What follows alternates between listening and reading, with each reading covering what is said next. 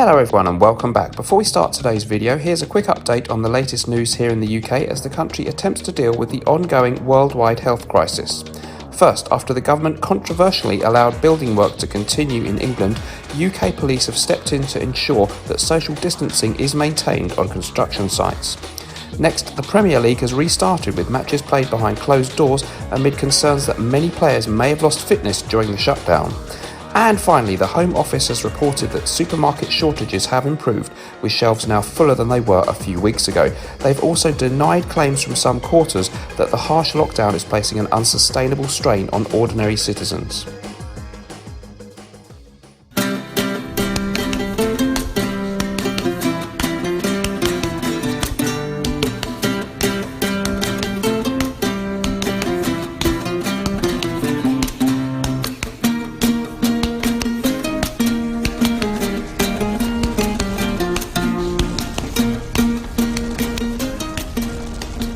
Hello everyone and welcome back to all of you in the Smelly Army. So today, top 10 fragrance questions you were always wanting to know but afraid to ask, or something like that is the title of the video. So I thought it would be fun. I was thinking about a few fragrance related things the other day as I sat on my sun lounger. We've had some nice weather here in the UK and a couple of questions popped into my mind, and then I thought, why don't we do a video about these kind of questions? So that's what I'm going to do today. I hope you'll enjoy it. Before we get into that, don't forget, if you'd like to join up to the Smelly Army Private Members Club, that's my Patreon group, you get an extra video there from me every week, and it costs just $2 a month to join. Really great community that we're building in there, over 120 members. There's a link in the description below.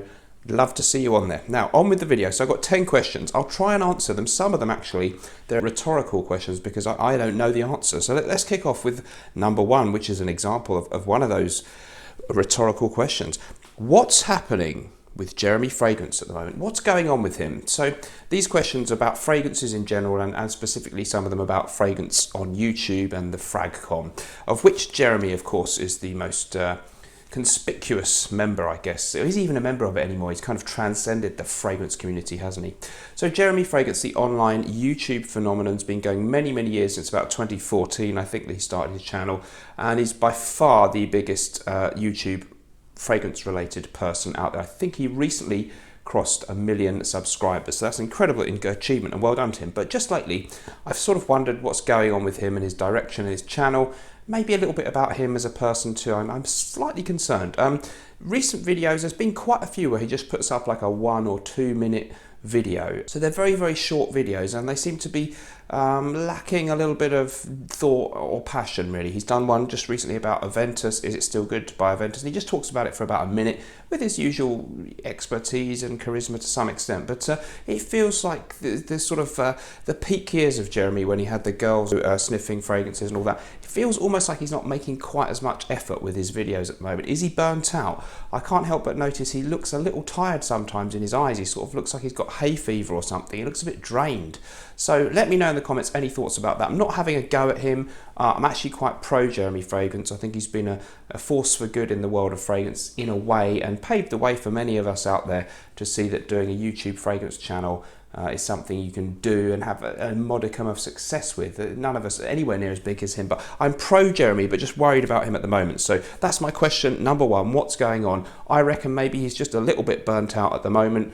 Not a big criticism. That's understandable. He's been doing this at a really driven level. He knocks out a video pretty much every day now, but some of them I wonder if he would have been just better to put the energy into 2 or 3 videos a week and make them a little bit more engaging. But hey, he knows what he's doing more than I do, I dare say.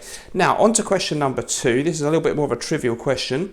Why are the fragrance ingredients or notes ylang ylang and lily of the valley spelt with hyphens? Ylang ylang is a sort of floral note, and there's always a hyphen, and particularly lily of the valley, that's just several words in a row.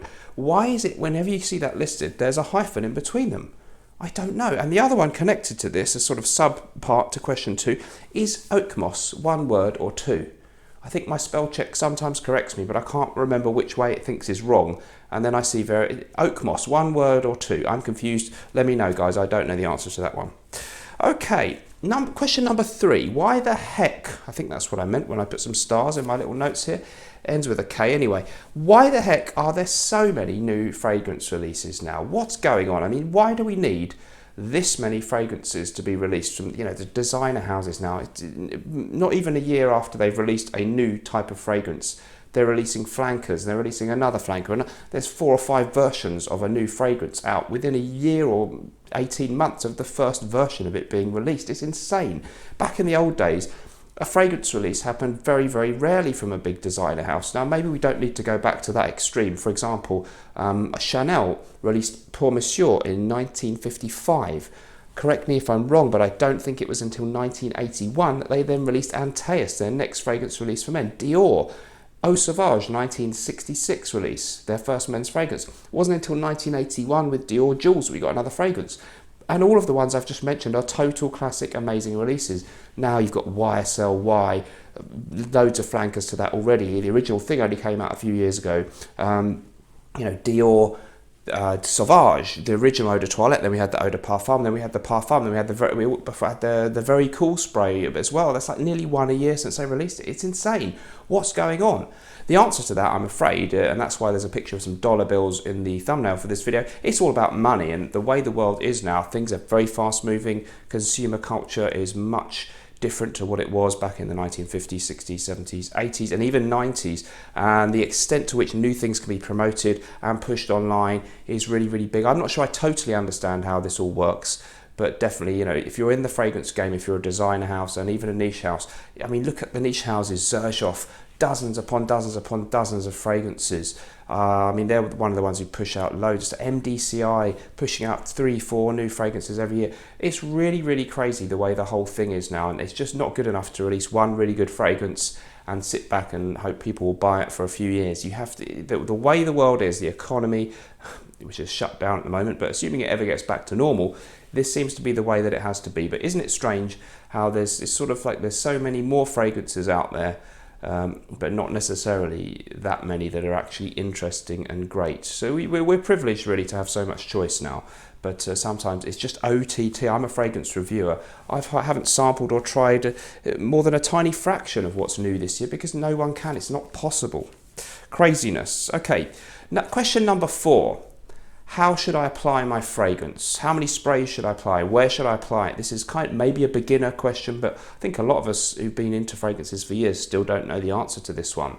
And that's because, guys, I'll answer the question. There is no answer to this. There's no right or wrong way or even place or quantity in which to apply a fragrance to yourself. Some people say you have to put it on skin because only there does it develop and interact with you in the way that the perfumer wants it to. Other people will say, well, actually, it's a really good idea to spray on clothes because the fragrance lingers longer on clothes because it doesn't get heated up and burn off. For me, I think, you know, you can apply fragrance anywhere you like. The obvious places on the wrists and the pulse points, yes, that's good. Back of the hand can be good when you can get a good sniff of it. I often do it on the back of my hand, around the neck, upper body, yes. You can put it in your hair if you've got any. I don't have much left, but you can put fragrances anywhere you like. Definitely on clothes is okay. Be careful if they're dark coloured, they may stain lighter coloured clothes.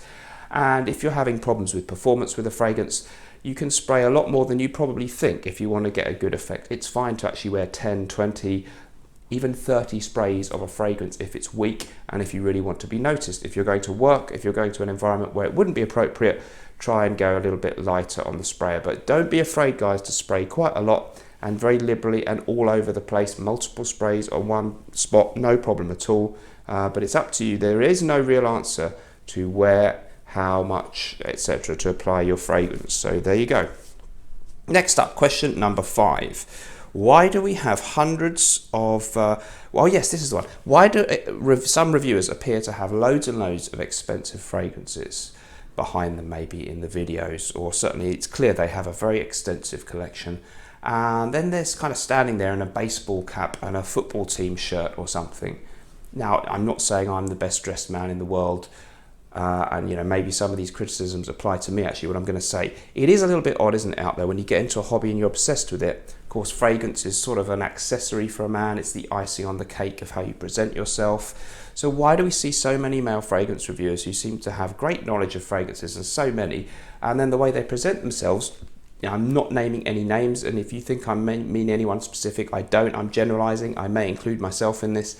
They don't actually look as good as you think they might, perhaps they should, when they've got all these top-notch fragrances. And the point that I want to kind of make here to actually give people something to take away from the video is we must all remember that however much we're into this hobby, and it's great just to love fragrances for their own sake and be maybe a little bit obsessed with them, as long as it's healthy and you enjoy it. But the main thing, of course, ultimately, it's the big picture: how you dress, how you look after yourself, your health, your physical condition. All of these kind of things are really, really important, and fragrance is just the icing on the cake. And we must all remember that. Sometimes, do you really need an umpteenth bottle of fragrance, or would that money be better spent to put towards a new suit, or freshening up your wardrobe, or a watch, or that kind of thing? Would you be better to spend a little bit more time thinking about how you look after your health, which will help you look better, feel better, and have a higher self-esteem? So fragrances are just a great hobby, but they shouldn't overtake your sight of the bigger picture. And I think some of the reviewers out there, you can sort of see that, of course, naturally they're obsessed with fragrances, but give Jeremy Fragrance credit. At least he always looks like the full article in the video. He's well presented, and the smelling great thing is just the last little bit on top of that we're looking for. So do remember that, guys. I think it's an important point. And like I say, not firing any shots at anyone in particular. Number 6, this is an interesting question. Why do so many people seem to hate clones? So fragrance clones are loathed by many people. This doesn't really make sense to me. We live in a free market capitalist economy, most of us, whether we like that or not, and things get copied. If you buy a watch, this is not a Rolex, but it looks a little bit like one. It's actually an old 70s or 80s Citizen watch, but it's a complete rip-off in style of a certain Rolex type of watch. But that's fine. That's the way the world is. This is the way it's always been. Sneakers, you can have Converse sneakers or trainers, and there are dozens of other brands that are very, very similar that are kind of rip-offs. A polo shirt, you can have a Ralph Lauren, but you can also have a Lacoste shirt. You can have also cheaper brands that have copied that style, and very few people get seriously upset about them. Obviously, if they're ripping it off and putting the actual fake logo on, that's another matter. But companies like Dua Fragrances, Alexandria, in the UK we have Pocket Scents. They make smell-alike fragrances, some of which are really good and offer you a great alternative to the real thing at a lower price. I've got some that I really like here. Moskva, I recently got that one from Alexandria. Brilliant clone of Killian's Vodka on the Rocks, superb. Dua are doing some really great discontinued fragrances. They've got Pour On, their version of Dolce & Gabbana's By Man. I'm really glad we can now get that, because it's so hard to get the original. Pocket Scents, I think you can only get these guys in the UK. You might, if you go to executiveshaving.co.uk, actually. I think they now ship to Europe as well. They've got a brilliant clone of one of my favourites, Bois de Portugal from Creed. It's called Lisboa. They recently brought out a couple of original fragrances. Purple Gourmand, just got this one. Really, really nice pear and sweet gourmand combination with a bit of coffee. Really like that, and I'm not normally a big gourmand fan. So, I like that we have those brands, and it's just part of life. You get electric guitars that are a rip-off, of course, a copy of a Fender Stratocaster. Many of us learn to play guitar on one. Some of us will learn about fragrances from clones, so I don't get the hostility to clones. Question number 7, whatever happened to Lex Ellis? One of my favourite reviewers when I first started doing this back many years ago, and Lex used to be on all the time doing a lot of vintage classics fragrances, but modern ones too. Real great breadth of knowledge, and he was so passionate, and now he very rarely uploads. It's a real shame. He is out there. I do contact him once in a while, but really I'm just trying to appeal to him to come back. Whatever happened to you, Lex? We want to see more fragrance videos. Please give us some more.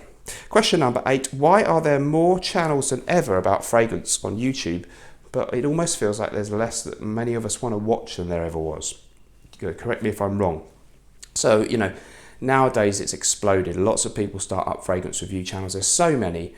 And yet when you look back, I feel like 5 or 6 years ago was a golden era. But maybe that's just because that's when I discovered it. But there do seem to be a lot of very similar, some people would call them cookie cutter style channels coming along. And when it was new, when there weren't that many channels, when there was just Robes08 and a few other people, it all seemed more exciting when a new video came out. Now it's a bit meh. So it's like there's water everywhere, yet not a drop to drink. It's very hard to find a fragrance video that I'm excited about now.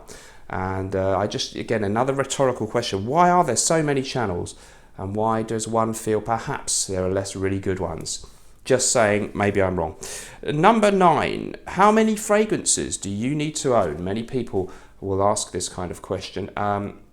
What's the ideal number? There is no ideal number, but certainly from a practical point of view, just to smell good and have a fragrance for several different occasions, 4, 5, 6, plenty. 10 maybe maximum, but from an actual practical point of view, anything beyond that, you're a collector, you're doing it because you're really into the hobby, but you don't need more than that to actually just smell good. So at least I've answered one of these questions. Lastly, question number 10, where can I buy Gravitas Pour Homme from Naughton & Wilson? Yes, I've created my own fragrance, of course, as has every other fragrance reviewer now, it would seem, but I had thought of it, or started doing it a bit before some of the others, honest. But Gravitas Pour Homme from Naughton & Wilson is now being shipped to our customers who bought on Kickstarter in the USA and Canada. We've already got it to the people in the EU and the UK. We had some delays, but thank God we finally got the thing. Lovely bottle design, really happy with the way it's come out. Fantastic aromatic fougere, classic fragrance. We've got some amazing reviews coming back from people and feedback, and we are going to have that available to buy online from our website, we hope by May of this year, once we've got the stock in and everything in place. So hopefully it will become like other normal brands, and you'll be able to get this from May 2020 onwards. Watch this space. Thank you guys for watching. I hope those questions were interesting to you. Let me know what you thought about that in the comments below. I'll see you all in the next video. Remember, whatever you're doing in life, let's project. Bye-bye.